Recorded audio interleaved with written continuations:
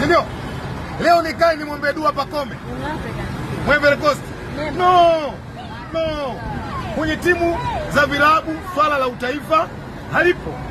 Sisi wakati wanatuetwa mwaka robo, nyinyi mliwaambia kwamba jamani ni jambo la taifa. Ngoja niwaambie jambo moja, ili nchi iwe ya amani kwenye fumbo, kila mwanadamu mwenye akili timamu anapaswa kuiombea Simba. Na hii inapelekea nyimbo moja ya Msonga Ngoma ameimba Moshi William, baba ndio nguzo wa nyumba kwenye nini, kwenye familia. Baba akiteteleka nyumba inafanyaje? Inayumba. Nchi toka Mwenyezi Mungu aitengeneze. Simba baada ya kufanya vizuri katika mashindano ya klabu bingwa ndio timu nchi ikapeleka timu ngapi? 4. Nasi tulisema nyinyi mkaona masiala. Leo wapeni jukumu nchi Yanga wapate timu 4. Na Yanga watu wa Idara Robo wanasikia. Ngoja niwape story moja ndogo. Mwaka 1.5 uliopita katika uwanja Benjamin Mkapa, Yanga alitakiwa goli moja apate mambo mangapi? Matatu. Kwanza apate bilioni 2 na milioni 200.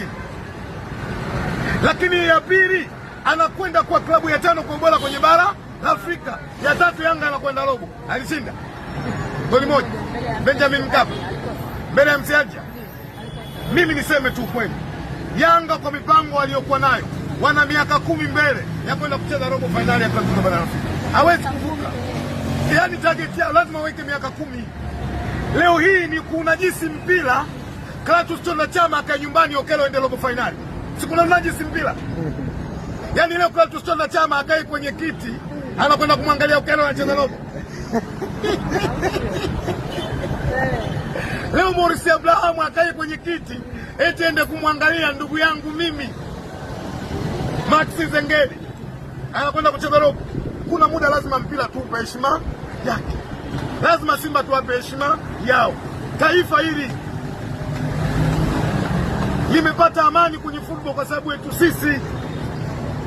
Kazi tulioifanya sisi kubwa kwenye bara la Afrika, Afrika Mashariki na Kati, toka Mungu aitengeneze. Simba ndio klabu ya kwanza Afrika Mashariki kwa ya 5 kwa ubora kwenye Afrika Mashariki. Kwa hiyo ilikuwa jambo sio dogo, jambo zuri na ilikuwa jambo la kupendeza. Na wallahi lazima niseme, toka Mungu aniumbe nimepata furaha mara 8, jana imeongezeka 1, imekuwa ya 9 katika miaka niliokuwa nayo. Wewe tegemea, Mwenyezi Mungu ametunusuru. Hawa midomo yao hawa ingekwaje? Hawa maneno yao hawa ingekwaje? Yule Semanile alikuwa ameshapanga mpaka utaratibu wa namna njia watakazopita. Ndugu yangu mimi alisema, nikamwambia nimekula kwake. Na kuanzia leo hawa na wabatiza jina wanaitwa kazi bure. Yes. Kazi bure. Sio Yanga basi, sema kazi bure. Wewe vipi?